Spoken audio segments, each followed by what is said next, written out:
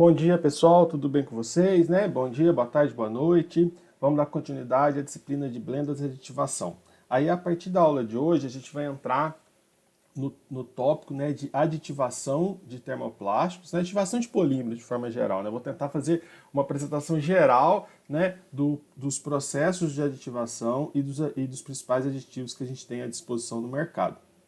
A ideia desse tópico, dessa parte da disciplina, né, é que eu vou apresentar em algumas aulas, né, vocês vão ver em algumas aulas, alguns conceitos gerais sobre aditivos e depois eu vou me dedicar algumas aulas a explicar sobre alguns aditivos em específico, tá bom? Claro, não tem como falar sobre todos, porque o volume de aditivos que a gente tem no mercado é muito alto, mas eu vou tentar apresentar os principais, né, para que vocês tenham alguma informação, né, sobre os que a gente tem em maior quantidade, que é comercializada, né?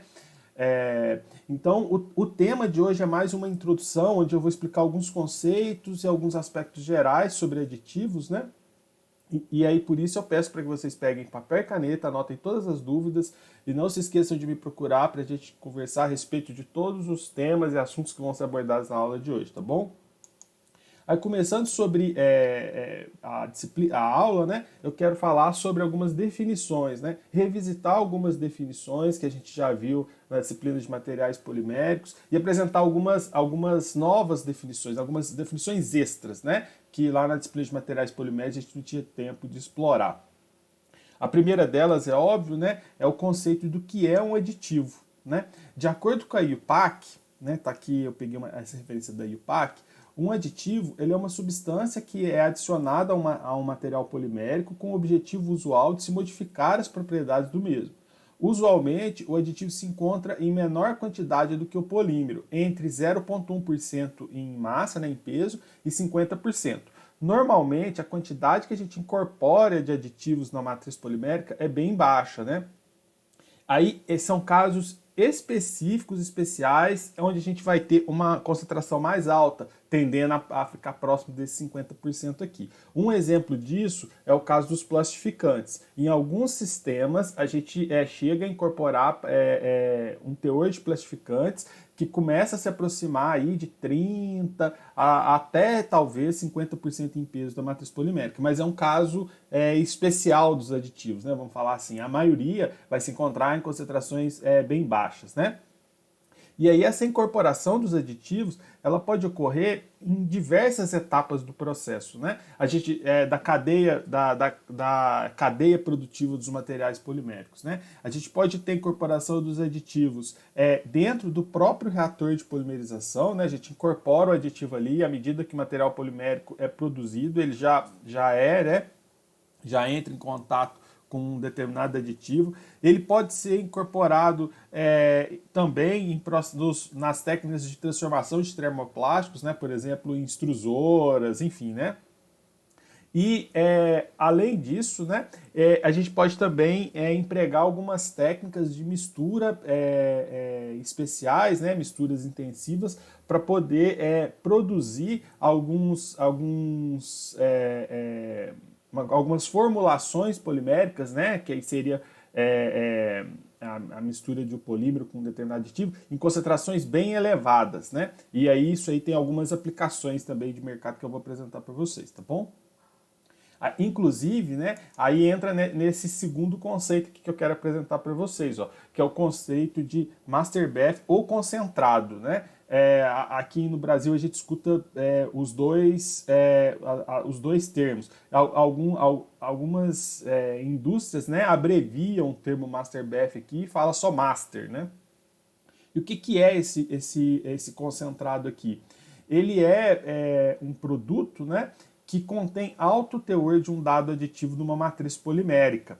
Aí eu peguei essa referência aqui de uma revisão de aditivos, né? E por que isso aqui é importante? Né? Aqui, por exemplo, é um caso que a gente tem teores de aditivo até superiores a 50%, né? Aí você vai falar assim, ué, mas está contrária à definição anterior. Não, não está não. Por quê? A ideia, né, do concentrado aqui do Master BF é a gente produzir um produto semi-acabado de interesse industrial, né? O consumidor final ele não adquire Master Bath, né? Não adquire concentrados. Qual é a proposta? Vou dar um exemplo aqui, até nessa imagem aqui, né? A gente quer conferir cor a uma dada matriz polimérica, e aí, ao invés de você comprar o pigmento puro, né, e ir incorporando ele ali, vou dar um exemplo numa extrusora, por exemplo, para conseguir obter um filamento com a cor desejada, né, porque o cliente vai demandar uma cor específica, você pode comprar um concentrado, que aí aqui tem um alto teor de pigmento, né, pode chegar aí, sei lá, 80% de pigmento, 70% de pigmento, e aí, com esse concentrado aqui, a gente vai misturar, né, fazer o processo de mistura, por exemplo, numa extrusora, e aí conseguir obter o produto final com a cor desejada, né?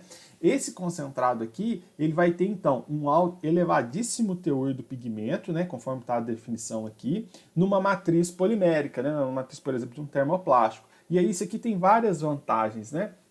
A utilização desses concentrados, né, ela quando comparada ao uso desses aditivos puros, como eu falei, usar o pigmento puro, por exemplo, né, auxilia muito nos processos de dosagem do aditivo na extrusora, né, por exemplo, facilita o manuseio do aditivo, né, transporte do aditivo, fica bem mais fácil, né, por exemplo, transportar um pó e transportar um concentrado é muito diferente, né. Ele também auxilia nos processos de mistura, né? Então, se a gente pensar numa extrusora, garantir a homogeneidade da cor com o pigmento no estado puro, né? Usar o pó ali, é bem mais difícil do que a gente conseguir uma homogeneidade da cor por toda a peça usando um concentrado, um Master Bath, tá bom?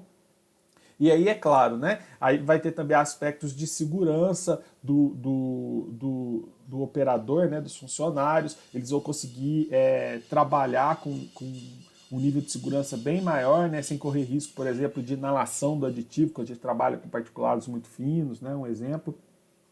Garante o uso do concentrado também, ele ajuda a proteger o aditivo, né? Porque aí ele, como aditivo agora ele está incorporado aqui na matriz polimérica, o polímero aqui ele vai servir como uma barreira de proteção contra a oxidação, né? Pensando em alguns aditivos que possam sofrer degradação por ação do oxigênio, enfim.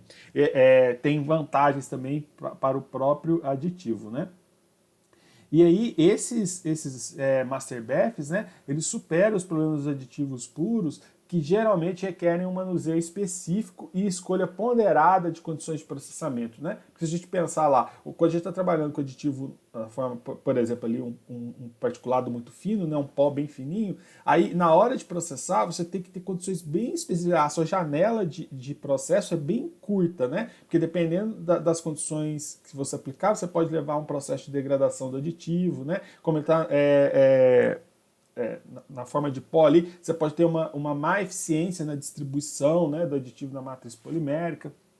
Então, assim, o uso desses concentrados, ele vem crescendo cada vez mais, né, e o desenvolvimento dessas formulações aqui de concentrados poliméricos, né, cresce a cada ano, né? A gente vê aí várias empresas desenvolvendo concentrados com os mais diferentes tipos de aditivos, né? Para poder, com isso, conseguir desenvolver produtos com uma eficiência cada vez maior.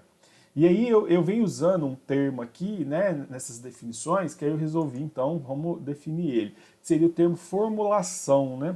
Aí esse termo formulação, eu peguei do livro do Rabelo, né, do Marcelo Rabelo, Aditivação de Termoplástica, segunda edição. É uma expressão que a gente fala corriqueiramente tanto na formulação de blendas poliméricas, né, formulação de produtos poliméricos diversos, inclusive contendo os aditivos, né? E aí a formulação ela é o conjunto de aditivos, né, no caso aqui desse tópico da disciplina, né, é o conjunto de aditivos usados para conferir propriedades específicas a um dado material polimérico. Então vamos pensar, né?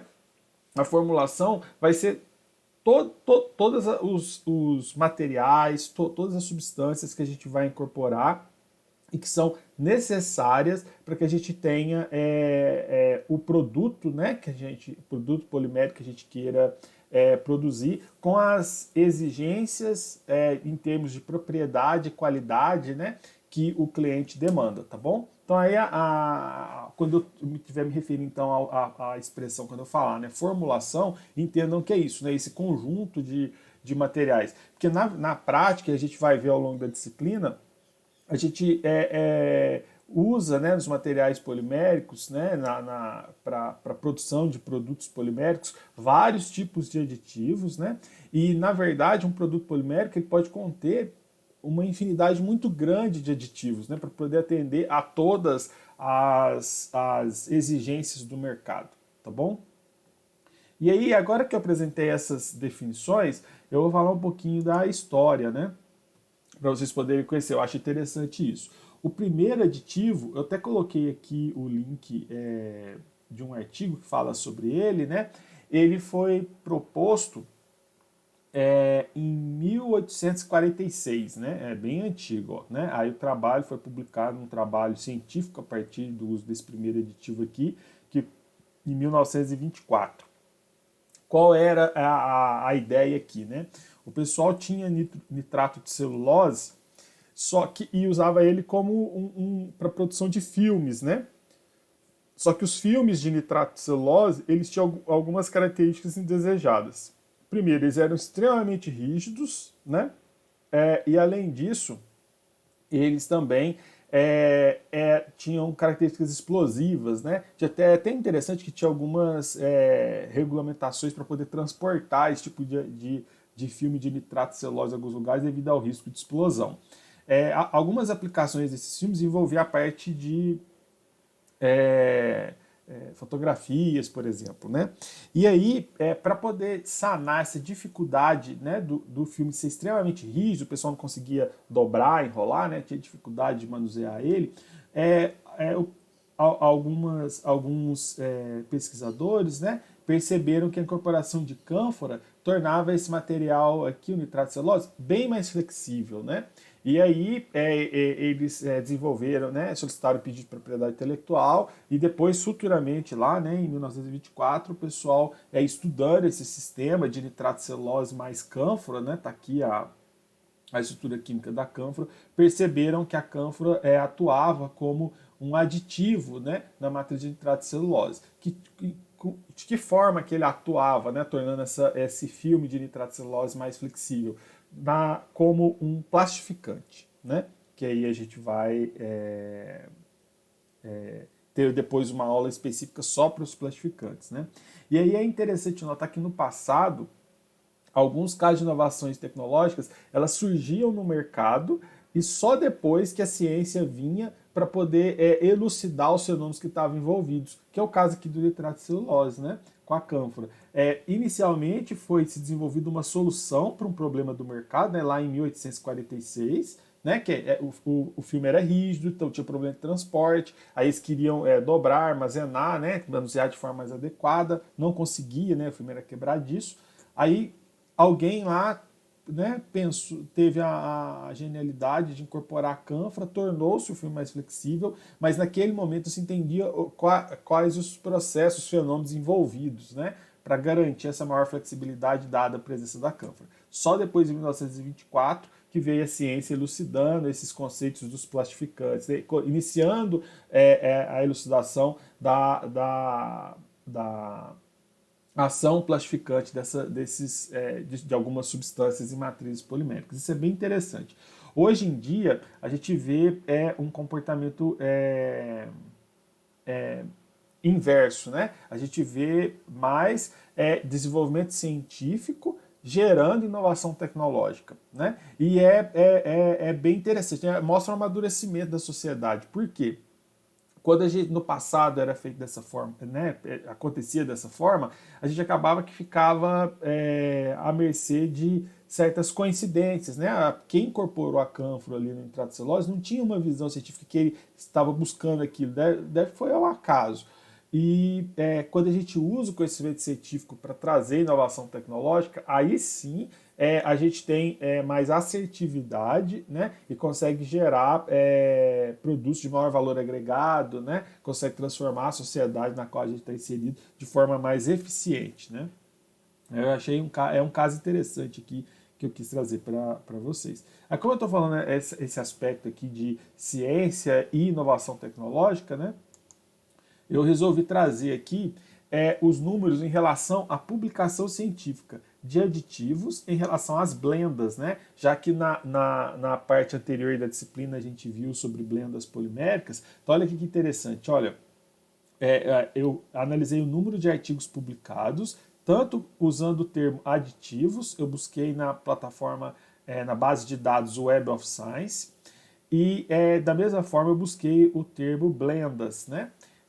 E aí analisei quantos artigos eram publicados por ano, né, numa faixa compreendida aqui entre 95 e 2020, né, para os dois casos. E olha que interessante, olha,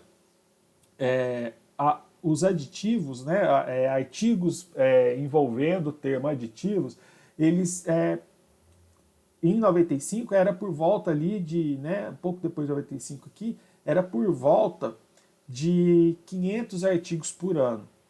Já a quantidade de blendas publicadas, a quantidade de artigos publicados envolvendo o termo blendas poliméricas era por volta de 1.500, né? Ou seja, a quantidade de artigos publicados, né,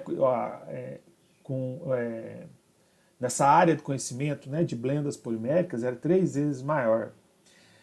Se você te olhar em 2020, a quantidade de artigos publicados em aditivos, né, ela está agora por volta ali de 3.250 artigos por ano, né, e a quantidade de artigos em blenda está por volta de 4.200 artigos por ano. Né? Então a quantidade de artigos publicados em blendas poliméricas ainda é maior.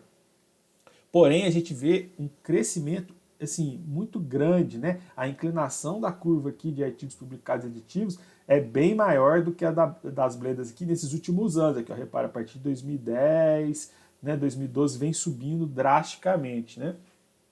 E assim, o que quer dizer, né, o número de artigos científicos publicados? Representa a quantidade de conhecimento científico que é gerado em cada uma dessas duas áreas, né? E aí a gente percebe aqui através desses dados, então, o quê? Que a quantidade de conhecimento científico produzido em aditivos, né, no passado ali, na década de 90, era bem menor do que a quantidade de conhecimento científico gerada,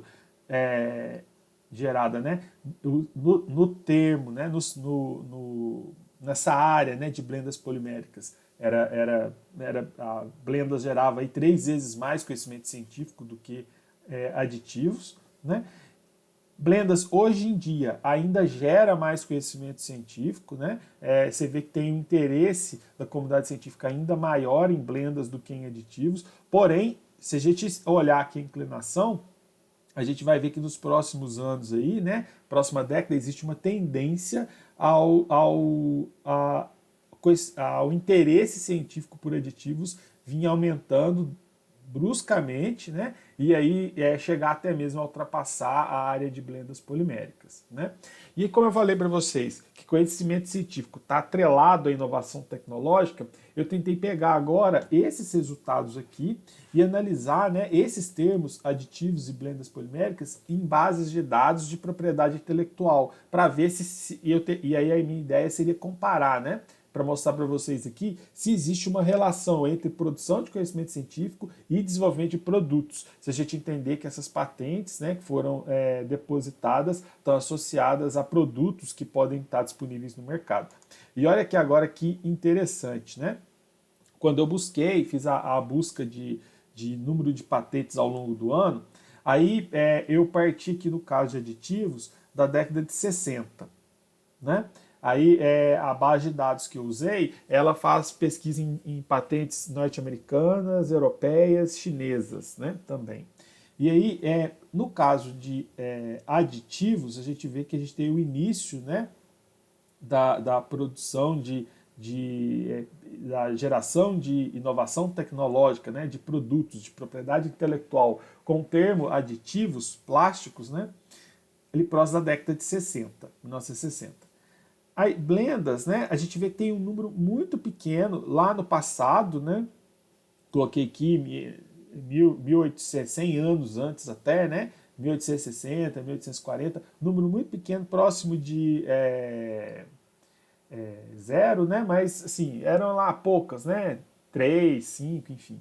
E aí a gente vê que as blendas começam a ter um crescimento aqui considerável, né? Crescimento aqui exponencial, já a inclinação da curva que muda drasticamente, próximo aqui de 1950.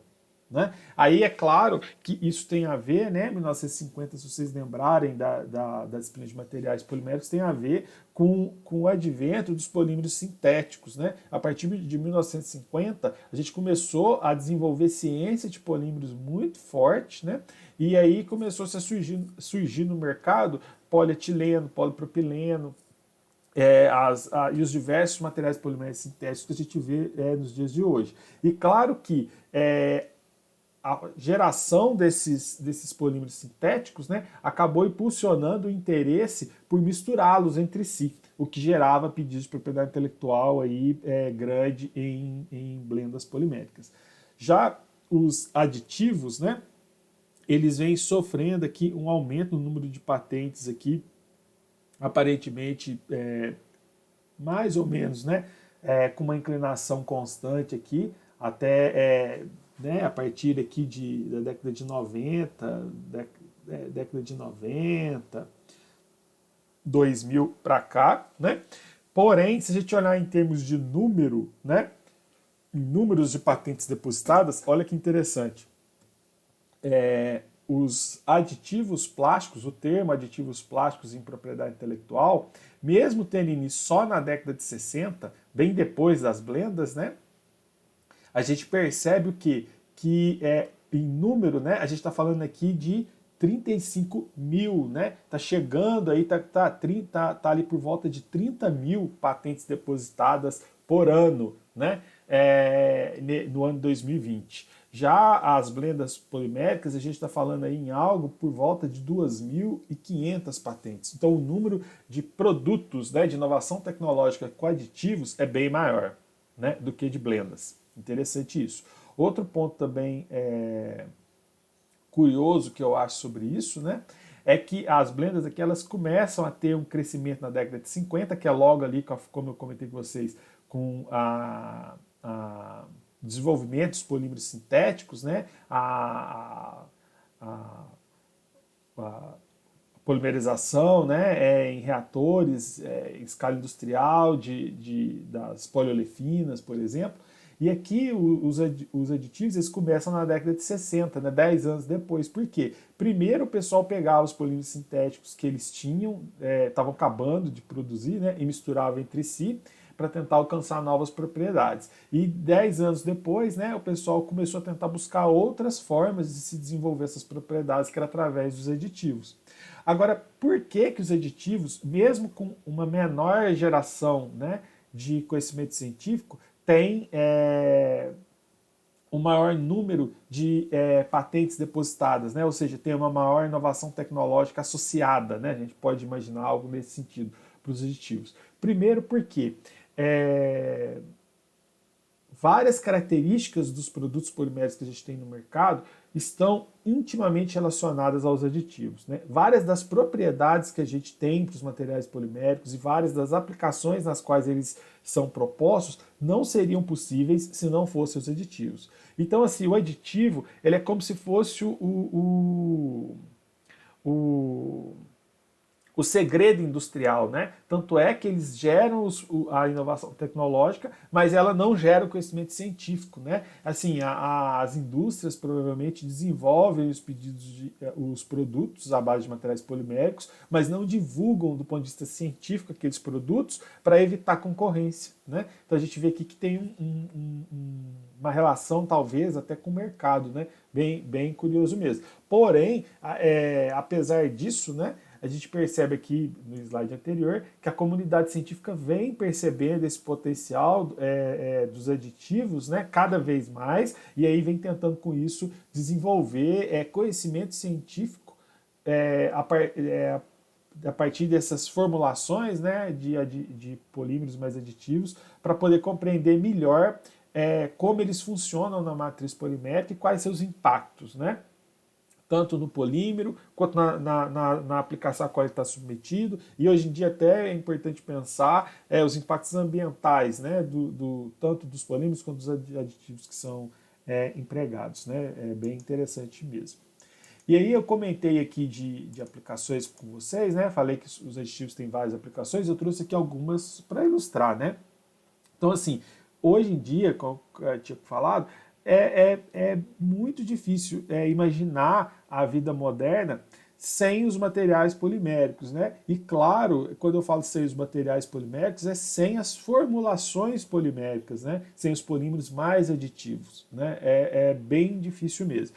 E aí, alguns exemplos, né, que a gente tem da importância dos aditivos, né? Por exemplo, no setor automobilístico, é muito importante o emprego de aditivos, por exemplo, em modificadores de impacto, né? Capazes de contribuir para que a matriz polimérica absorva maior energia do impacto e com isso torne mais seguro, né, os automóveis. Né? E já em aeronaves, o emprego de formulações poliméricas contendo aditivos pode contribuir para que os materiais alcancem propriedades desejadas, né, para que eles possam ser empregados na estrutura das aeronaves e com isso torná-las mais leves e, consequentemente, reduzir o consumo de combustível, né? Tornando aí o transporte aeronáutico bem mais viável, né? Ao redor de todo o mundo. Outros exemplos, né? A gente tem aqui na parte de medicina, a gente vê o emprego de formulações poliméricas para confecção de máscaras médicas, né, que tem ação antimicrobiana, seringas hipodérmicas também, né, com materiais poliméricos que apresentam desempenho mecânico satisfatório, né, para ela não... O êmbolo também aqui, né, ó, que é de elastomérico, para que ela não ele suporte, né, os fluidos sem sofrer nenhuma degradação, para que ele não quebre, né, durante a aplicação, por exemplo, que ele tenha propriedade mecânica adequada. A gente vê aplicações dessas formulações poliméricas na área de alimentos, né, por exemplo, em segurança alimentar, com aditivos adequados, porque o que acontece aqui é um caso interessante, o setor de alimentos, porque o emprego de aditivos aqui, ele vai garantir as propriedades adequadas, né, para o produto polimérico, né? Então aqui está a embalagem, por exemplo. Só que o aditivo, né, a embalagem primária aqui, ela está em contato com o alimento. Então o aditivo ele não pode ser tóxico, né? Ele não pode migrar para o interior do alimento para poder garantir a segurança do consumidor, né? Senão, para evitar que o consumidor tenha algum problema de saúde associado a esses aditivos. Então a escolha de aditivo aqui é fundamental, né?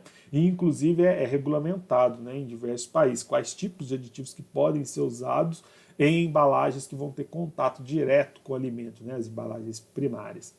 Aí a gente tem exemplos também na área de telecomunicações, né? Aí a gente vê aqui celulares, antenas, a gente tem, aí vou dar um exemplo aqui, a gente precisa de aditivos antistáticos para evitar, né, que alguns equipamentos, alguns componentes eletrônicos, né, desses dispositivos aqui sofram curto-circuito. A gente tem exemplos também na área de esportes, né? Como por exemplo vestuário, e aí um caso que eu acho interessante aqui, né? Se a gente pensar essas roupas que elas absorvem o UV, né? E aí o pessoal usa bastante para ir na praia, né? Por exemplo. E aí ali é claro, né? O tecido aqui ele possui alguns aditivos que conseguem absorver a radiação UV do sol e protege melhor, né, o usuário. E aí construção civil também nem se fala, né? Tintas, né? Então a parte de pigmentos, isolamento térmico, né? E pensando ali em espumas expansivas, né?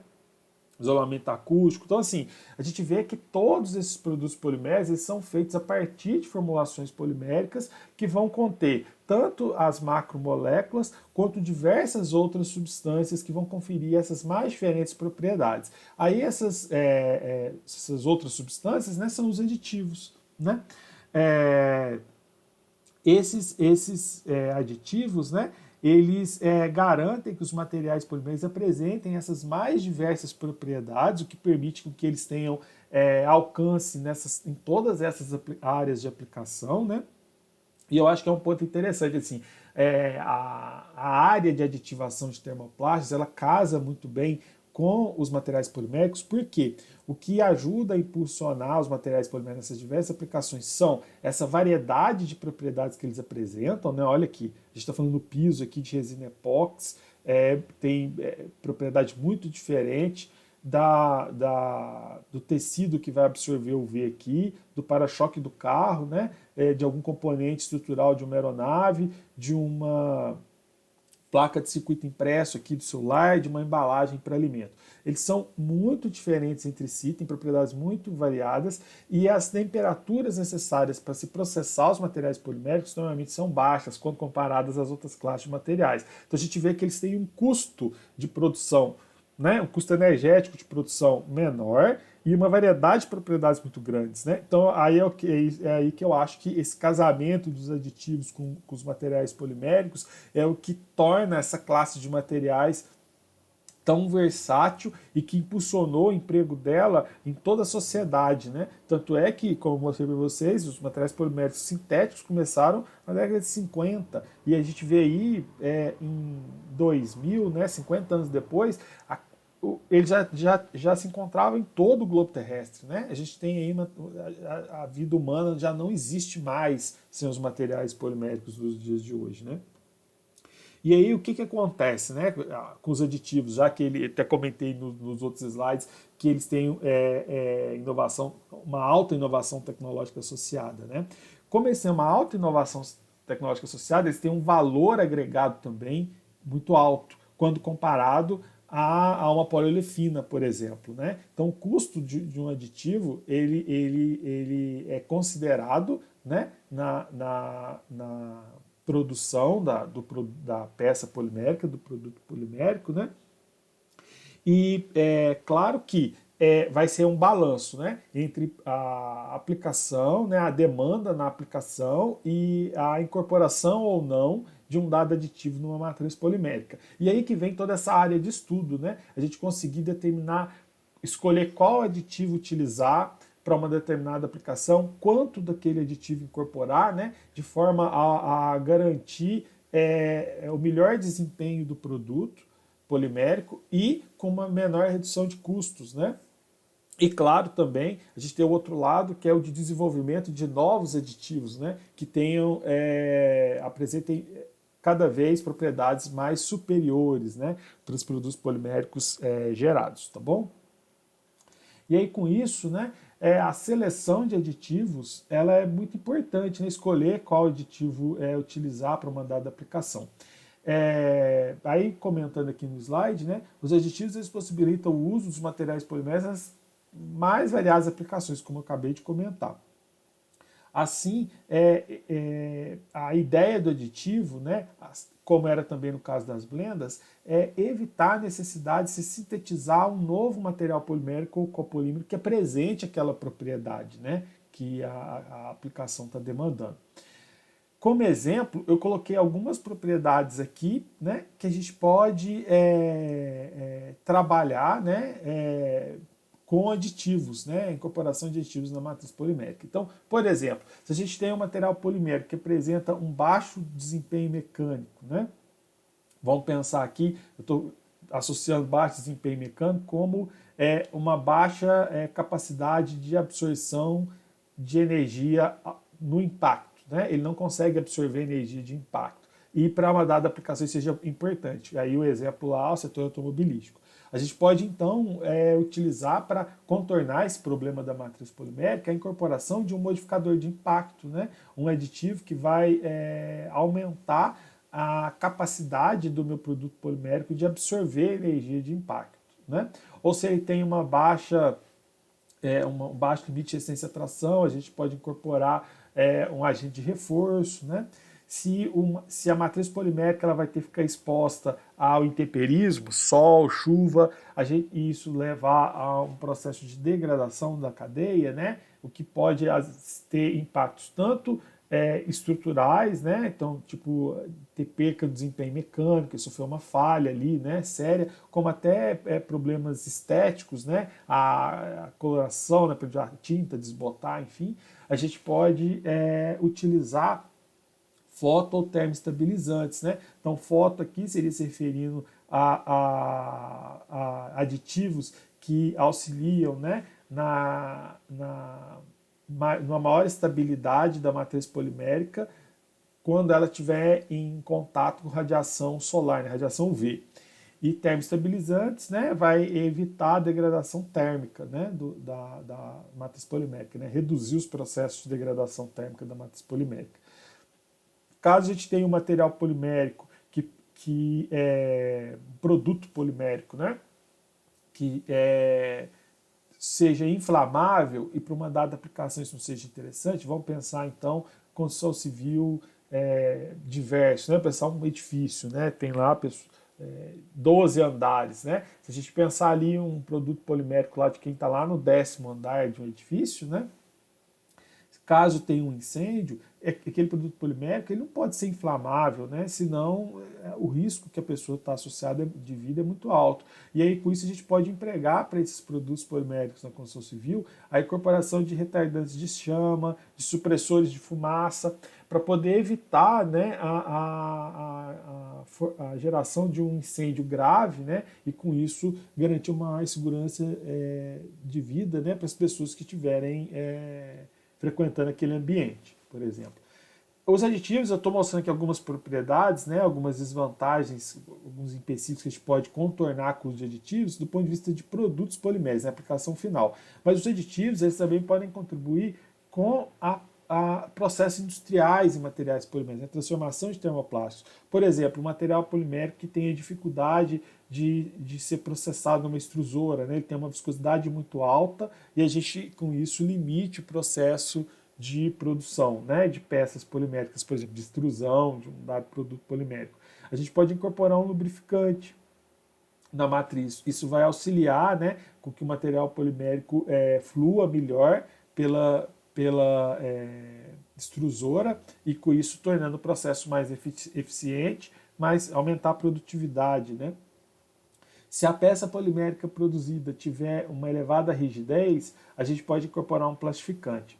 Os plastificantes, vai ter uma aula só para eles, né? Mas já adiantando aqui, eles têm função tanto para alterar propriedades dos produtos gerados, né, como por exemplo tornar eles mais flexíveis, né, como foi o exemplo lá do nitrato de celulose, como eles também podem atuar no processamento, né? Em alguns casos os plastificantes eles são utilizados para auxiliar o processamento de alguns produtos poliméricos, né, alguns materiais poliméricos. Aí a gente vai ver lá na aula que ele tem essa dupla capacidade, né, que é um caso interessante, que a gente também vai comentar. Os aditivos, eles podem ter ações múltiplas, né? Um único aditivo, por exemplo, o plastificante, ele pode atuar no produto polimérico, ele pode atuar no processamento, né? Ele pode ter uma ação também para evitar a degradação da cadeia polimérica, por exemplo. Então, ele pode ter múltiplas funções, né? E ele pode, inclusive nessa formulação, a gente pode ter efeitos de um aditivo interagir com outro aditivo, né? E aí eu estou aqui dando exemplos positivos, né? Onde um aditivo tem múltiplas ações benéficas, mas a gente pode ter também aditivos que, por exemplo, ele tem uma ação benéfica. Vou dar um exemplo aqui,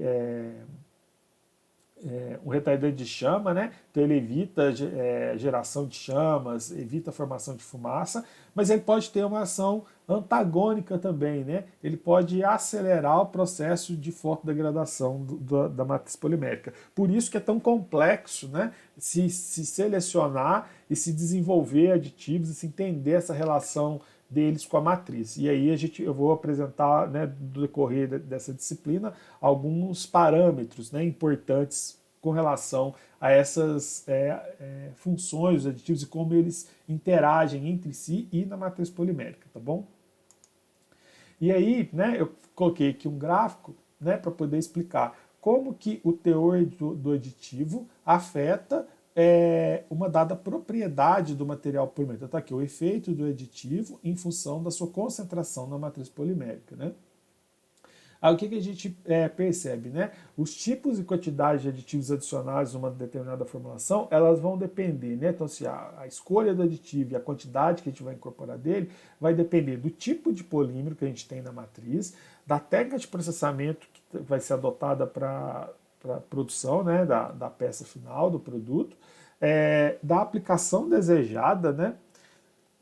E muitas vezes a adição de um aditivo ela pode afetar, tanto como eu tinha acabado de comentar, tanto do ponto de vista positivo quanto negativo, várias propriedades de um dado material polimérico. Além desses parâmetros técnicos que eu apresentei, a gente tem que levar em conta também fatores econômicos, né? A gente pode ter, por exemplo, dois plastificantes, cada um deles contribui de uma forma diferente para tornar a peça final mais flexível, né? Um tem uma ação bem mais intensa, com a menor quantidade a peça fica bem mais flexível, porém ele é bem mais caro. E aí fazer esse balanço, né, de custo-benefício aí é bem interessante. Aí esse gráfico que eu tentei mostrar, né, é o que a gente percebe aqui, ó. Quando a gente aumenta a concentração do aditivo, né, normalmente o que a gente observa é um aumento no efeito dele na matriz polimérica, né? Eu estava dando exemplo do plastificante, tornando o produto mais flexível. Então seria que o análogo ia querer dizer o seguinte: quanto maior a concentração de plastificante, mais flexível vai ficar o produto final, né? A peça polimérica obtida. Porém, né, o que a gente percebe é que a gente pode, a partir de um determinado teor de aditivo, né, se a gente for continuando aumentando aqui indefinidamente, a gente percebe que a curva ela não cresce infinita para sempre, né? Ela passa depois a ter um comportamento antagônico aqui, ó, que é um efeito contrário ao esperado. Ao invés do produto ficar mais flexível, ele começa a ter uma perda de propriedade mecânica ali, né? Começa a ficar com desempenho mecânico bem pior. Isso é uma situação que pode acontecer com alguns casos de aditivos. E uma outra situação é o caso onde, a partir de uma determinada concentração do plastificante, ele não altera mais a propriedade. Então, ele não piora, né, que seria esse caso aqui, mas ele também não melhora, se estabiliza. E como tem um custo elevado associado, lembra que eu falei que o valor agregado do aditivo é bem superior ao dos materiais poliméricos empregados, né, na maioria das vezes, aí, então, como não melhora, o que a gente consegue perceber, né? Que a gente tem que encontrar esse ponto ótimo aqui, ó, que é o ponto onde vai definir para nós em qual concentração o aditivo tem o maior efeito na propriedade da matriz polimérica, né? Para com isso a gente reduzir custo, não gastar dinheiro aqui, né, que seria o caso aqui do não ter nenhum efeito adicional na linha tracejada, ou passar a ter uma piora, né, no desempenho aqui, o material polimérico começar a ter um comportamento antagônico, né? E aí, assim, não existe uma regra absoluta em relação a essa concentração ideal de um determinado aditivo na formulação, né? Eu não vou conseguir, e ninguém vai conseguir falar para vocês, ó, sempre incorporem 0,1, né, por cento de pigmento que vocês vão chegar na cor ideal, né? Sempre é 0,1% de pigmento que vocês vão chegar na cor vermelho ideal que vocês querem. Não tem como ter uma regra dessa absoluta. Porém, de um modo geral, as propriedades que são alteradas, né, ou conferidas pelo um dado aditivo, elas vão melhorar com o seu aumento, né? Você vai ter o vermelho vai ficar mais intenso à medida que a gente coloca uma maior quantidade de pigmento na matriz polimérica. Por que não tem uma regra absoluta, como eu falei? Porque eu não posso falar que é 0,1%, sempre vai chegar no mesmo vermelho. Porque depende da matriz, né? Por exemplo, o aditivo, um determinado pigmento numa matriz de polietileno vai ter um comportamento, numa matriz de PVC vai ter outro comportamento, numa matriz de poliestireno vai ter outro comportamento, né? O polímero influencia, a técnica de processamento influencia, né? Dependendo do material polimérico que a gente estiver trabalhando, se a gente colocar para processar numa determinada temperatura na extrusora, isso vai com certeza também afetar a homogeneidade, a distribuição desse pigmento, isso vai acabar impactando na coloração final da peça obtida, né? Por isso que não tem como definir sempre 0,1%, né? Para cada caso vai ser um caso, né?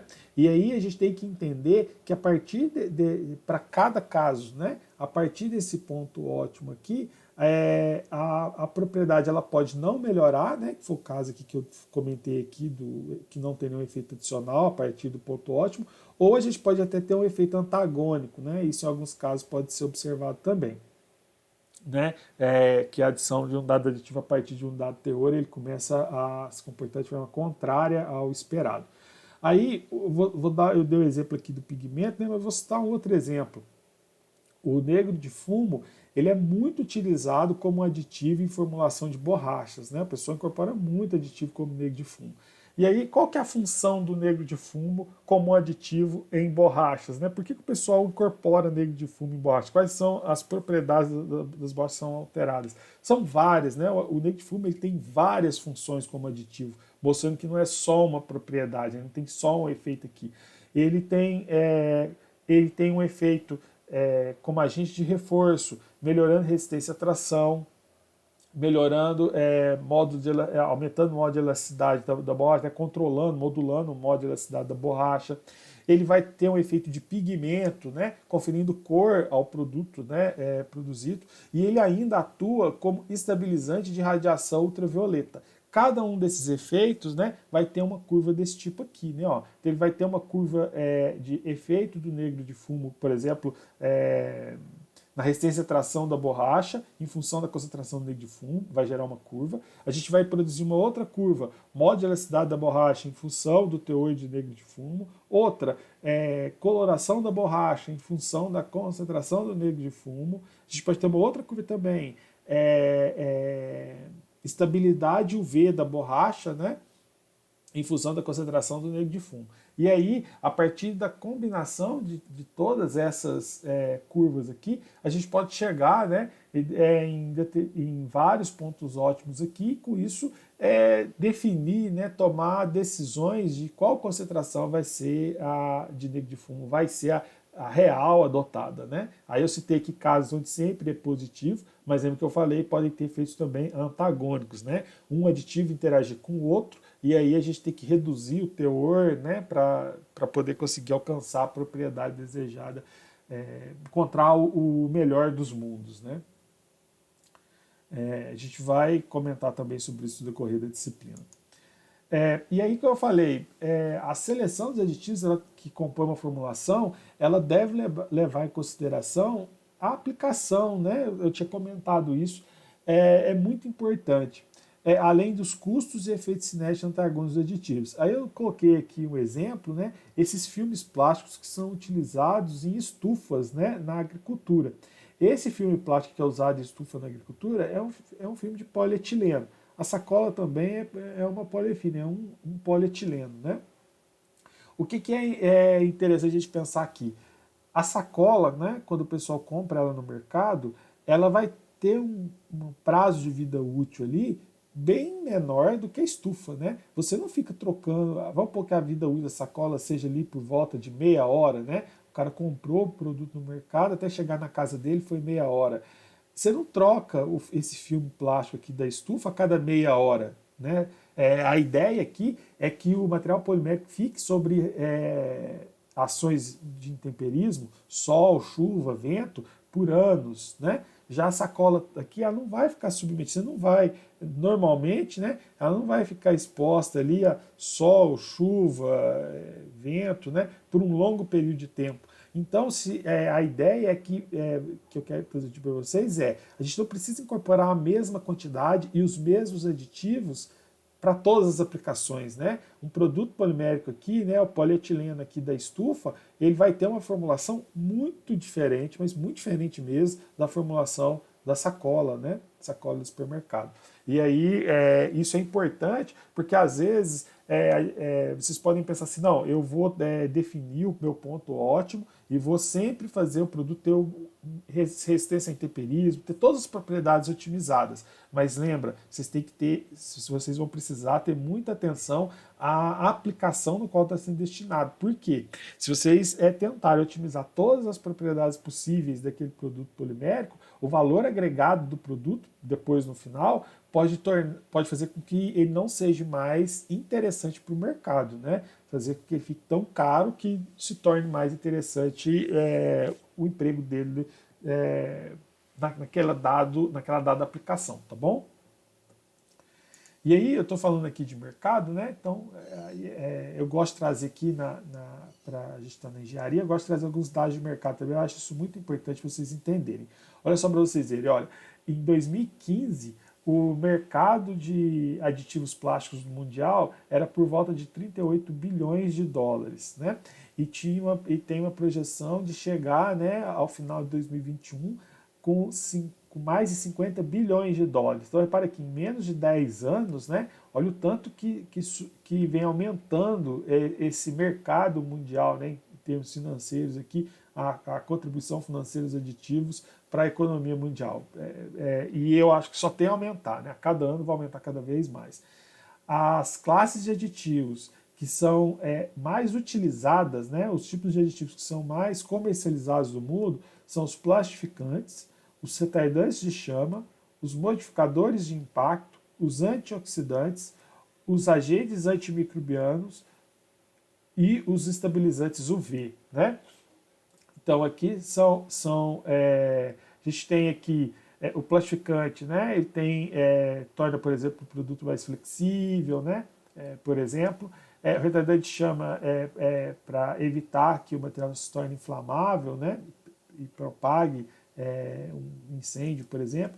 Modificadores de impacto para absorver energia de impacto. Os antioxidantes e os estabilizantes UV são para evitar a degradação da cadeia polimérica, né, reduzir a velocidade dos mecanismos de degradação da cadeia polimérica.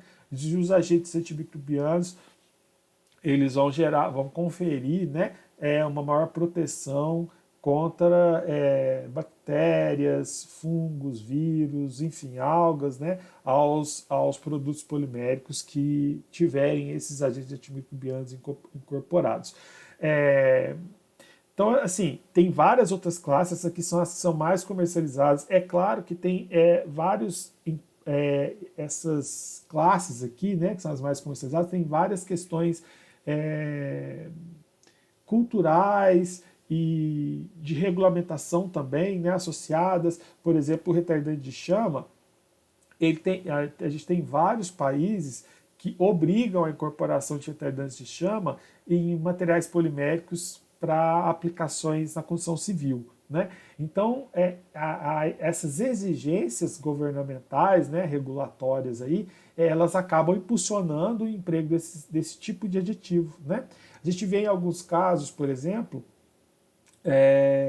a necessidade, né, da incorporação de agentes antimicrobianos, né? Alguns momentos isso, como por exemplo a pandemia, né? Gerar produtos que gerem uma maior segurança ao consumidor, né? Do ponto de vista epidemiológico, é interessante, né? E aí por isso o crescimento desse tipo de aditivo. Então assim, a gente tem várias situações. A gente, assim, eu também estimo que a demanda desses aditivos né, incorporados à matriz polimérica aí, ela vem crescendo ao longo dos anos, né, por alguns motivos, né, além dessas classes, esses comentários que eu citei, os principais motivos, na verdade, que eu acho que levam, impulsionam ao aumento do consumo de aditivos no mundo, está associado ao aumento do consumo de materiais poliméricos nas últimas décadas, né? A gente vê lá desde o surgimento em 1950 até hoje, a cada ano a demanda mundial por materiais poliméricos só aumenta, e aí é claro que se você precisa de mais polímero, precisa de mais aditivo, né? Além disso, a cada ano que passa, a sociedade demanda produtos poliméricos com propriedades cada vez mais sofisticadas, né? Então o pessoal a cada vez mais quer produtos com propriedades, com características bem específicas, propriedades o mais otimizadas possíveis, e é claro que isso só vai ser conseguido com a incorporação de aditivos e de desenvolvimento de formulações, né?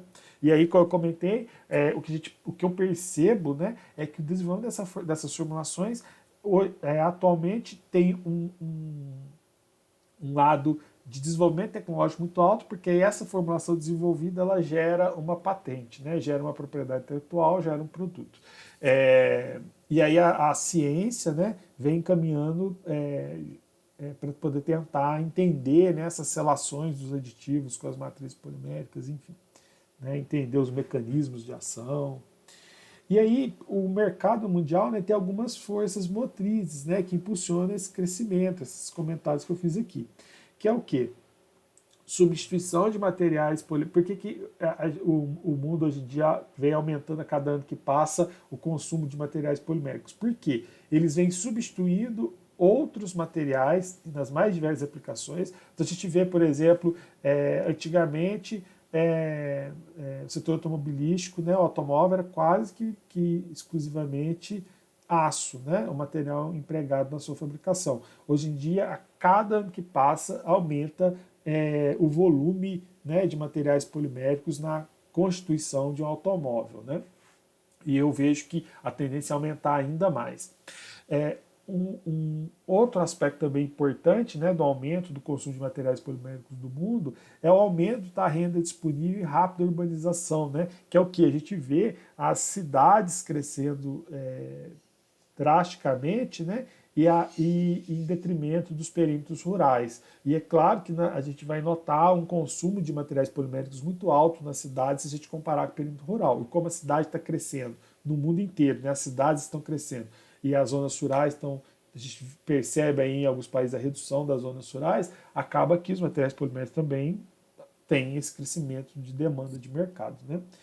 E a gente vê um crescimento da demanda em grandes mercados consumidores, como, por exemplo, mercado asiático, pacífico. Né? A gente vê grandes mercados consumidores começando a demandar materiais poliméricos. Né? Continente africano, vários, né? O Brasil, a gente vê vários grandes mercados interessados por materiais poliméricos, né, nas mais diversas aplicações aí, né? Desde aplicações simples, como você está aqui uma sacola no supermercado, né, um produto polimérico descartável, até aplicações avançadas, né, como eu comentei lá, telecomunicações, defesa, né, medicina, enfim.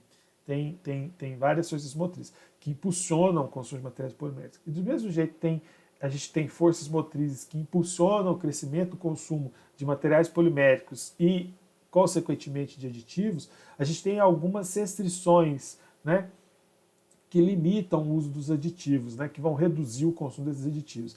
Aí a principal restrição que eu vejo hoje em dia são as regulamentações governamentais que podem controlar o mercado de aditivos para termoplástico. Aí um exemplo, né, no setor de brinquedos. A gente não pode incorporar qualquer tipo de aditivo na produção de um brinquedo infantil para crianças de até 3 anos, né? Por risco daquela criança ali ficar mordendo o brinquedo, por exemplo, brincando com ele, e o aditivo migrar e a criança começar a ingerir aditivo. Então, o que as agências regulatórias ao redor do mundo começam a fazer? Né? A gente percebe que elas vêm fazendo ao longo dos anos. Elas vêm falando só, esses aditivos não podem ser utilizados para essas aplicações. Né? Na outra pode, nessa aqui não. E aí acaba que com isso a gente reduz o crescimento daquele tipo de aditivo específico, né? Porém, estimula o desenvolvimento de novos aditivos, né? Por exemplo, atóxicos, que aí poderiam passar a ser empregados na confecção daqueles produtos. Né? Eu citei aqui o caso dos brinquedos. E aí é claro que a gente tem um balanço aqui de forças, forças motrizes impulsionando o crescimento, e a restrição reduzindo o crescimento do mercado, né? A gente percebe então o quê? Oportunidades.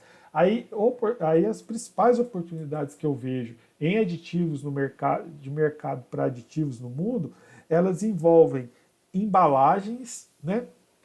Aí por quê? Hoje em dia o pessoal busca, por exemplo, produtos poliméricos, né, embalagens, que além de conter o alimento, conservar o alimento por mais tempo, né, ela seja uma embalagem ativa, né? Ela evite que o alimento sofra alguma contaminação por uma bactéria, por um micro-organismo. E aí a gente teria que incorporar um aditivo que tivesse essa ação antimicrobiana, mas que não gerasse um, um impacto negativo na saúde do consumidor. Né? Outro ponto que eu vejo aí, não necessariamente só, né, essa questão das embalagens ativas, a gente tem as embalagens inteligentes, embalagens, por exemplo, que possam mudar a coloração, dada a qualidade do produto alimentício que ela contém. Né?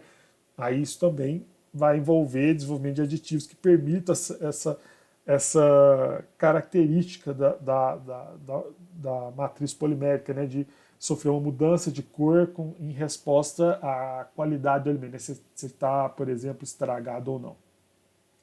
E aí a gente tem também, por exemplo, hoje eu vejo, tem até no mercado eu já vi, embalagens aromatizadas, né? Então você compra o produto, a embalagem tem o cheiro que te remeta a alguma coisa, né? Embalagem cheia de chocolate, cheia de morango, para estimular a compra. Então, assim, a gente vê que hoje em dia esse segmento de embalagens ele aumenta, tem um crescimento muito grande de inovação tecnológica para desenvolvimento de produtos cada vez mais inovadores e aí, claro, vem a necessidade dos aditivos. Outras dois segmentos de mercado que eu vejo também um grande potencial de desenvolvimento de aditivos nos dias de hoje é o aumento da demanda de aplicações de materiais poliméricos na agricultura e nas ciências farmacêuticas, sistemas de liberação controlada, por exemplo, de fármacos, né, para tratamento de doenças. E aí, aplicações agrícolas, por exemplo, que eu mostrei lá, né, os filmes para estufa, né, filmes mulching, sistemas de liberação de fertilizantes, né, revestimento e tratamento de sementes. A gente tem várias aplicações aí que o emprego de aditivos é fundamental. Né? E aí, inclusive, novos aditivos com novas propriedades, né, que permitam atender às demandas desses nichos de mercado específicos. E, claro, tem os desafios, né? E alguns desafios que eu cito como principais, a gente vem incorporando aditivos nas matrizes poliméricas, mas é importante a gente começar a pensar como que esses aditivos vão funcionar no pós-consumo daquele produto. Né? Então, você comprou ali, citei o exemplo aqui da embalagem, né, que eu estava comentando, vocês compram um produto alimentício, pega aquela embalagem, descarta ela, após o descarte, aí ela se tornou um resíduo pós-consumo, né? Aquele aditivo, qual vai ser o impacto dele no meio ambiente, né? Se aquela embalagem tivesse sido descartada de forma inadequada, ou mesmo se ela tivesse sido encaminhada para um aterro sanitário.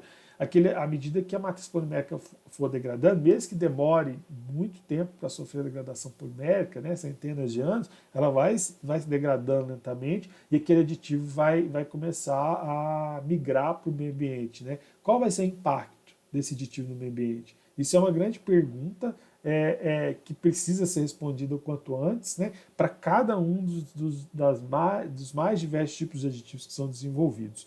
E um outro ponto, né, caso a gente resolva reciclar um dado produto polimérico, como cada produto é composto por uma formulação diferente, tem tipos de aditivos diferentes, né, em concentrações diferentes, como que a gente consegue juntar aqueles diferentes produtos com formulações muito diferentes e reciclar eles, né, esses resíduos pós-consumo, de forma a ter um processo controlável, né? Por exemplo, a gente vai pegar ali, vou dar um exemplo aqui, né? A gente tem uma extrusora. Eu comprar uma resina virgem e alimentar a minha extrusora e obter, né, um filamento ali, obter pelletizar, por exemplo, né, no final, é fácil, porque fácil, assim, né, entre aspas. Eu estou querendo dizer que é o seguinte: sempre a propriedade da resina virgem vai ser a mesma. Então é mais fácil controlar, o fácil que eu estou querendo dizer nesse sentido. É mais fácil controlar o processo. Agora, quando eu pego resíduos pós-consumo, que cada um deles é composto por uma formulação diferente, então, por exemplo, um polietileno de uma embalagem, ou polietileno da estufa agrícola, polietileno da sacola plástica, ou polietileno de algum outro produto, enfim, de um brinquedo, aí eles vão ter aditivos diferentes, formulações diferentes, e à medida que eu for alimentando, a variação, a flutuação que eu vou ter no processo de extrusão é muito alta. E aí a gente conseguir encontrar formas de se reciclar esses materiais poliméricos com essas formulações as mais diversas possíveis é um desafio, sim, né? E é uma área de estudo, inclusive, muito interessante, né? Muito interessante mesmo se pensar a respeito disso, né? E aí eu comentei aqui sobre, a gente estava falando sobre os aditivos, né? Mas eu queria também deixar aqui uma mensagem que os aditivos eles podem ser encontrados nas mais diversas formas, né? Então a gente pode ter aditivos na forma sólida, aí eles vão estar na forma de pós, né? Flocos, né? Grãos, né? Que seriam os pellets, por exemplo, concentrado, e formato esférico, né? Esférico. A gente consegue adquirir aditivos nas mais diferentes formas físicas, né? E além disso, a gente pode ter aditivos também no estado líquido, né? É raro, é bem raro aditivos no estado líquido. Um exemplo que eu vou dar para vocês de aditivos no estado líquido é o plastificante, né? Mas são pequenos exemplos que a gente tem, né? A grande maioria está no estado sólido aqui e nessas 4 formas aqui. A forma final do aditivo ela é influenciada, né? Então, por exemplo, você vai comprar na forma de um pó, na forma de um flake, na forma de um pellet, na forma de uma esfera. A escolha, né, de qual forma física que você vai adquirir, ela depende muito da técnica de mistura, né, e da técnica de processamento daquela formulação, né? Então, por exemplo, se a gente está pensando em incorporar um aditivo numa extrusora, né, aí vai ter uma melhor forma que física, né? Por exemplo, o pó seria o menos recomendado. Agora, se você pretende incorporar em o aditivo numa matriz polimérica por outras técnicas de processamento, né, rotomoldagem, por exemplo, aí talvez formato de pó seja melhor, né? Então, assim, dependendo da técnica de processamento, por isso que a gente tem várias formas disponíveis dos aditivos, né? Dependendo das técnicas de processamento, dependendo das condições, a gente vai ter que selecionar o tipo de aditivo mais adequado, né? Lembrando, como eu tinha comentado, que no caso de pós muito finos, né, a gente tem vários problemas aí, até de segurança dos operadores, né? Porque o risco é bem alto aqui de contaminação pelo aditivo, né? E aí, uma maior consciência dessas desvantagens relacionadas aos aditivos na forma de particulados finos e na forma de pó, elas são definidas, né? Assim, essa consciência ela vai ser definida por protocolos de segurança modernos, né? Dentro da planta industrial. Por isso, a tendência atual, né, é tentar modificar as tecnologias tradicionais de mistura dos aditivos aos materiais poliméricos, né, de forma a permitir a geração de produtos que sejam ambientalmente mais aceitáveis, né, com uma maior segurança no seu manuseio, né, e uma maior eficiência de mistura, né. Mas aí, isso aí, claro, como eu comentei, envolve alterações nos processos de produção, né? Envolve alterações nos processos de extrusão, na extrusora, os processos de automoldagem, de injeção, enfim. Aí a gente precisa pensar e refletir sobre isso também quando a gente trabalha com aditivo, tá bom? E aí os principais desafios para se formular esses aditivos, né, hoje em dia, é a redução desses particulados, esses pós suspensos no ar, né, e o aprimoramento na qualidade da dispersão e homogeneização do aditivo na matriz polimérica. Hoje em dia, né, o pessoal, assim, uma sugestão que eu comento com vocês aqui é que os aditivos, né, eles têm uma granulometria ali, né, um tamanho de partícula, né, quando ele estiver no estado sólido, entre 500 e 1.500 micrômetros, né? Isso porque vai ajudar, né, nas principais, na sua alimentação, nas principais técnicas de transformação de termoplásticos, né, que é a extrusão, né? A extrusão aqui no Brasil é a mais utilizada, é a técnica de transformação termoplástica mais utilizada no Brasil. E para ela, essa granulometria aí de 500 a 1.500 micrômetros atenderia até que bem, né? E aí, como eu comentei com vocês, tem que garantir essa segurança, né, do operador, do ambiente industrial ali, e a gente tem que também, por um outro lado, pensar na eficiência de mistura, né, garantir que o aditivo vai conseguir ser misturado à matriz polimérica de forma homogênea, né? E aí, com isso, a gente, inclusive, tem alguns requisitos gerais importantes para se pensar sobre os aditivos, né? Vamos comentar aqui sobre eles. Primeiro é ele ser eficiente na sua função, né? O que eu quero dizer com isso é que quanto menor a quantidade necessária de aditivo, é, é melhor, né? Quanto menos aditivo eu usar, melhor. Porque assim, menor vai ser sua influência sobre as outras características, tanto da matriz polimérica quanto dos demais aditivos na formulação, né? Por exemplo, eu adiciono um plastificante para tornar o produto polimérico mais flexível. Mas lembra que, né, a gente lembra até da disciplina de materiais poliméricos, no caso do plastificante, quando o óleo plastificante ele não só torna o produto polimérico mais flexível, que é uma resposta mecânica, né? Ele altera a temperatura de transição vítrea. E às vezes não é interessante para mim alterar drasticamente a temperatura de transição vítrea. Então o ideal é que o aditivo ele seja eficiente, ele com a menor quantidade possível, ele gere a resposta que eu desejo, né? No produto polimérico, independente de qual resposta eu queira. Uma outra requisito geral é que ele seja estável nas condições de processamento. Aí, assim, o aditivo ele deve ser estável, por exemplo, numa extrusora, né? Ele não pode sofrer degradação. E aí ali a gente tem que pensar que na teste de processamento a gente tem o tempo de residência daquele aditivo dentro da extrusora, nas diferentes zonas da extrusora, inclusive, né? A gente tem a temperatura a qual ele está submetido, a elevada taxa de cisalhamento. Então, ele tem que ser estável a todas essas condições, né? Eu ilustrei aqui com a extrusora, mas a gente tem que pensar para cada teste de processamento, a estabilidade do aditivo tem que se manter, né? E se, inclusive, for necessário mais de um ciclo de processamento, né? Por exemplo, extrusora, depois injetora, ele tem que suportar todo esse processo industrial, todas as etapas industriais até chegar no produto final, né? Tem que ser estável. Um outro ponto é que ele tem que ser de fácil distribuição e dispersão na matriz polimérica, né? E aí, assim, é óbvio, né? Porque se ele a gente não conseguir distribuir, né, dispersar bem aquele aditivo na matriz polimérica, a gente vai diminuir muito as propriedades, né, finais do produto gerado, né, tornando às vezes até inviável a sua comercialização. Vou dar o exemplo que fica visual, né, de se enxergar isso, é pigmento, né? Se a gente tiver uma alta concentração de pigmento na região de uma peça e uma baixa concentração em outra, vou dar um exemplo aqui, pigmento azul, a gente vai ter um azul muito intenso numa região e na outra região vai ter esbranquiçado, né? E aí, às vezes, o consumidor final não está disposto a comprar uma peça assim, né? Ele vai achar que a peça é defeituosa, aí acaba essa peça se tornando um refúgio industrial. Então, isso não é interessante.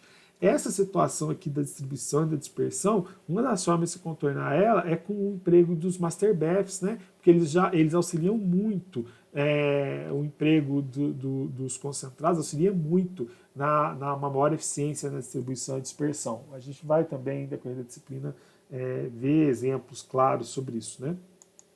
Outro requisito geral é que ele seja estável na sua condição de serviço, né? Então, por exemplo, se eu tenho o exemplo que eu estava comentando com vocês na aula de hoje, a estufa agrícola, né? Se o filme ali que está sendo aplicado à estufa agrícola, filme de polietileno, eu queira que ele foi projetado para durar aí 5 anos, e a cada 5 anos ser feita uma manutenção, tem que trocar o filme, durante 5 anos ele tem que apresentar a propriedade idêntica, né? Tem que se manter com toda a qualidade que o cliente necessita, né? Então, aí aqui, isso é o que quer dizer esse requisito geral aqui, número 4, né? E aí, claro que cada aplicação, né, vai ter uma condição de serviço específica. Aí o polietileno da estufa está submetido à intempérie, um polietileno, por exemplo, de um produto, uma peça doméstica, né, para um polipropileno está dentro de casa, ele não está, né, submetido a essas intempéries, ele vai ter demandas diferentes, né, de serviço. A gente tem também que o aditivo precisa ter a sua migração na matriz polimérica, né, a sua difusão ali no interior da matriz polimérica controlada. Essa questão aqui da migração é muito importante. Eu vou fazer até uma aula só sobre ela, né, para vocês poderem pegar alguns conceitos importantes sobre migração de aditivos em matriz polimérica. E aí, quando eu falo que ela tem que ser controlada, né, é porque, na maioria das vezes, se o aditivo migrar pela peça polimérica, o que vai acontecer? Vamos pensar que ele teve uma distribuição homogênea, mas ele começa a se difundir, migrar, a gente vai ter uma perca, né, nessa eficiência de dispersão e distribuição, e aí começa a afetar drasticamente as propriedades, né? Aí aqui um exemplo, vou dar um exemplo, estava dando exemplo com pigmento, vou dar exemplo agora aqui com estabilizante, né, para evitar a degradação. Aí se ele começar a migrar, a gente pode ter algumas regiões da peça sofrendo degradação e outras não, né, que não é interessante. Né? Ou um modificador de impacto, se ele migrar, a gente vai ter uma peça que vai sofrer uma trinca, pode se propagar e levar à fratura, e a outra peça está com uma outra região da peça está com alta concentração de modificadores de impacto. Também não é interessante. Por isso que eu falo que tem que ser uma migração. Aí aqui eu uso o termo migração controlada e não falo que tem que evitar a migração 100%, é que em alguns casos aditivos vocês vão perceber que a migração é importante, mas não uma migração descontrolada, né? Uma migração que a gente calculou, né? A gente, enquanto engenheiro, fez os cálculos e determinou que ela vai ocorrer numa velocidade tal e em um determinado sentido dentro da peça polimérica, né? Tá caminhando de um ponto da peça para outro. Quando isso é feito de forma controlada, vocês vão perceber que em alguns casos ela é muito interessante, né? Por isso que eu coloco aqui que ela tem que ser controlada, né? Não evitada, controlada. Outro requisito geral, né? Os aditivos, a gente tem que tentar encontrar aditivos que sejam atóxicos, né? E sem odor e cheiro, né? Para poder não alterar propriedades visuais, organolépticas da peça polimérica final obtida, né? E aí, essas características aqui de ser atóxico, né? E inodoro, por exemplo, elas são muito importantes hoje em dia em aplicações na indústria de alimentos, aplicações farmacêuticas, né? Por exemplo, embalagem de remédio ou em brinquedos para crianças. Eu acho, aí é uma opinião minha, que a cada ano esse requisito aqui de ser tóxico vai se tornar mais importante para os aditivos, por quê? Devido a aspectos ambientais dos resíduos pós-consumo, né? Então, para evitar maiores impactos ambientais, cada vez mais vai se exigir que todos os aditivos, independente da aplicação, sejam atóxicos. Hoje em dia, a gente fala mais na indústria de alimentos, na indústria farmacêutica, médica também, né? Por exemplo, próteses, órteses e brinquedos. A gente tem também o sétimo requisito aqui, não afetar de forma negativa as propriedades do polímero, né? Aí foi como eu também tinha mostrado aquela curva lá, né? Do efeito do teor do aditivo nas propriedades da matriz polimérica. Quanto maior a concentração do aditivo, mais difícil vai ser dele não ter nenhum efeito deletério no produto final polimérico, né? Então, assim, esse efeito deletério pode ser devido à redução de alguma propriedade do material polimérico ou mesmo de um efeito antagônico daquele aditivo em relação a outro aditivo presente na formulação, né? Então, assim, a questão aqui é evitar esses efeitos negativos do aditivo na formulação, né? Encontrar aditivos que tenham menor efeito negativo e usar concentrações mais baixas possíveis, que vai ser também uma alternativa para se evitar esses efeitos deletérios aí dos aditivos nas matrizes poliméricas. E claro, né, a gente não pode esquecer os aspectos econômicos. Quanto mais barato for o aditivo, maior vai ser a sua aceitação no mercado, né? E aí a gente pode classificar, né, com base em tudo que eu falei aqui, a gente consegue classificar os aditivos em algumas classes, né? Aí eu vou tentar apresentar algumas delas aqui para vocês, que vai ser importante para a disciplina, né, para o andamento da disciplina. A gente tem os aditivos protetores, né, uma classe de aditivos, vamos chamar assim. Esses aditivos protetores, eles atuam diretamente no controle da durabilidade do artefato polimérico, né, do que a gente obteve. Aí, o exemplo aqui são, por exemplo, os aditivos que reduzem a degradação da matriz polimérica. Então, os Os estabilizantes é um exemplo, né? Ou os retardadores de chama, que evitam propagação de chama também. Os antimicrobianos, né? Que vão evitar a interação com micro-organismos, né? São exemplos de aditivos protetores. A gente tem outra classe de aditivos, são os aditivos de processamento. Esses aditivos aqui, eles atuam na matriz polimérica. O interesse deles é em alterar características da matriz polimérica durante as etapas de transformação do produto polimérico, né? Tanto termoplásticos quanto as borrachas, né? Por exemplo. E aí, com isso, vai tornar os processos mais eficientes, né? Então, vou acelerar o processo, né? Através de alterações do perfil reológico, né? Em propriedades que impactam o processamento. Aí, exemplo disso, a gente tem os lubrificantes, os auxiliares de fluxo e os próprios plastificantes, que também a gente vai ver que podem contribuir com o processamento também. A gente tem os aditivos modificadores, né? Que seria a terceira classe. Essa terceira classe aqui dos aditivos modificadores, eles são aditivos que causam uma alteração controlada em uma determinada propriedade para uma dada aplicação daquele material polimérico. Aí, exemplo aqui, o pigmento, né? Eu altero a cor, né? Propriedade ótica. Eu posso ter um agente nucleante que vai alterar a cristalinidade da matriz polimérica, né? Do produto polimérico. Posso ter os antistáticos, tem várias classes aqui, né? Modificadores de impacto, né? Então são outro exemplo de agentes modificadores. Então tem essas três classes, tem mais uma classe, são os sistemas conhecidos como a classe de sistemas heterofásicos, né? Esses sistemas heterofásicos aqui, eles são aditivos que vão formar uma segunda fase. Então vai ter separação de fases na matriz, né?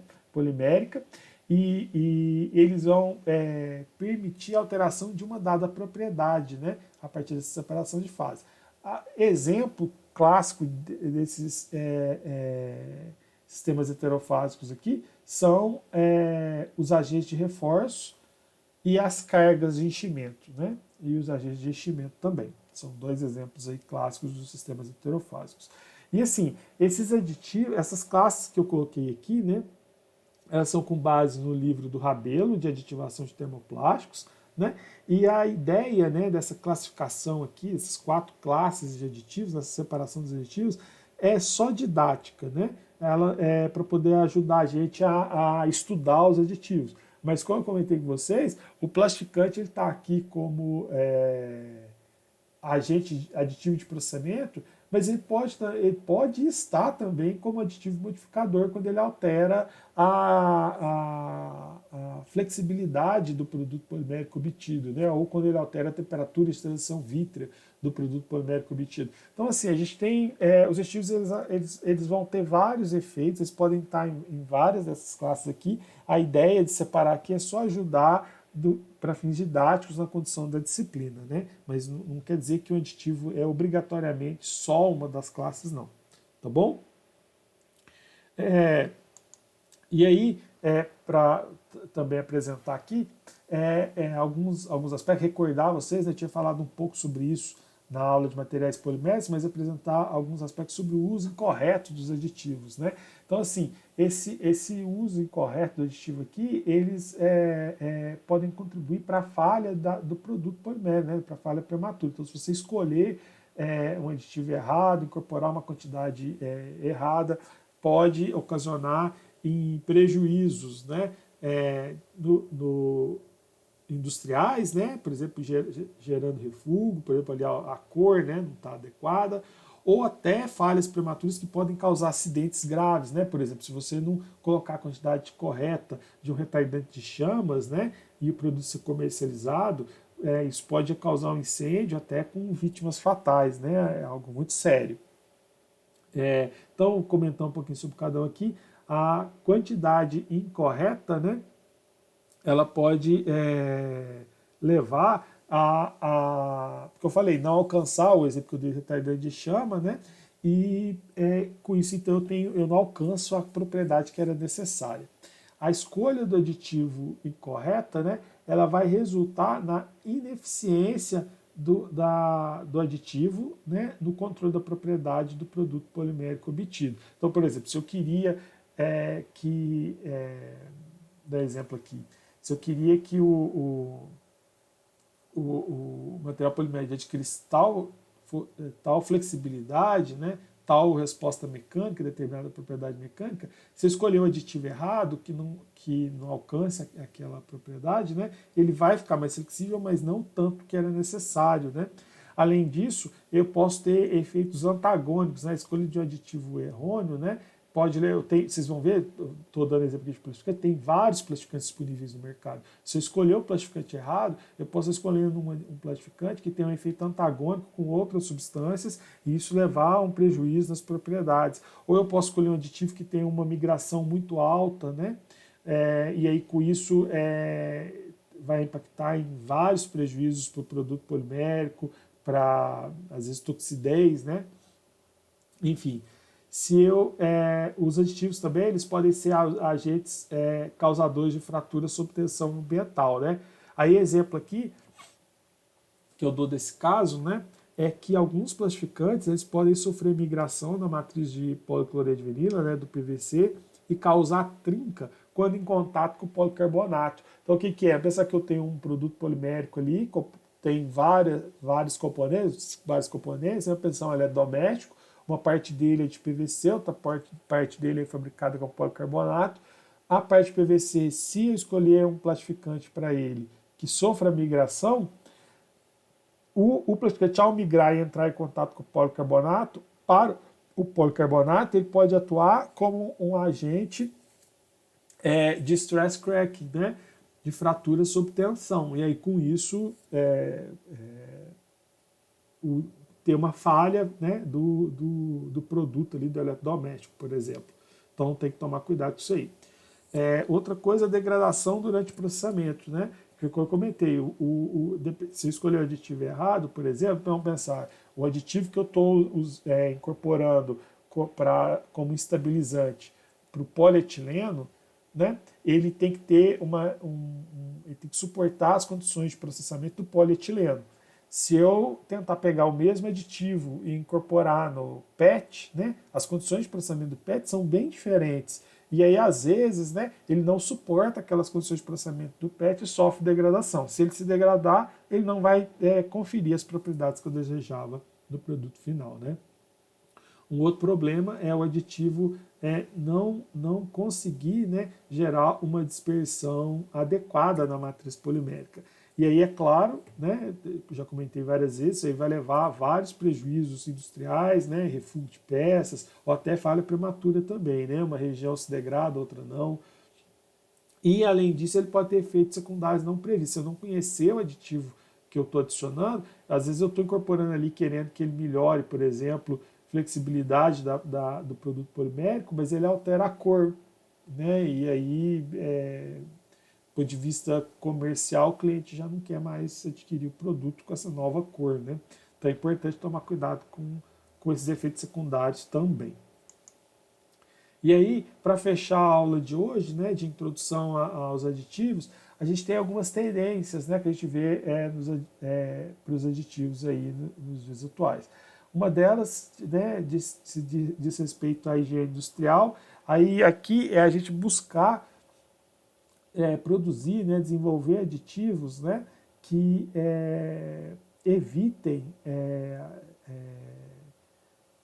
riscos à segurança dos operadores. Né? Então, por exemplo, evitar o uso de pós e particulados muito finos que fiquem em suspensão, né, na atmosfera ali próxima, né, no ambiente ali próximo à alimentação, por exemplo, de uma extrusora. Isso é muito importante.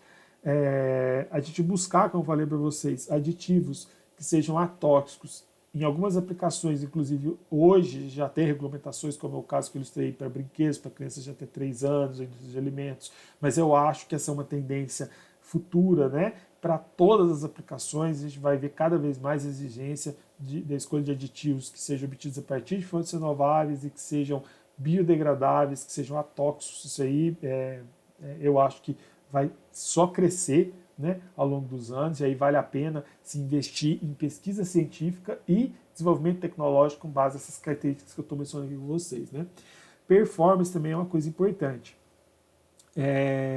Tentar encontrar aditivos, né, que tenham com uma menor concentração adicionada, gerem uma maior resposta do produto polimérico obtido. Isso é bem importante mesmo. E aí, hoje em dia o pessoal fala, por exemplo, desenvolvimento de aditivos reativos, né, que eles se ligam quimicamente à matriz polimérica e com isso evita migração, potencializa o seu efeito no polímero. Então, assim, tem vários aspectos aqui. Custo também é algo bem importante, né? Então, encontrar rotas de produção e de incorporação desses aditivos que sejam cada vez mais baratas, e como eu já tinha comentado, a reciclagem. Né?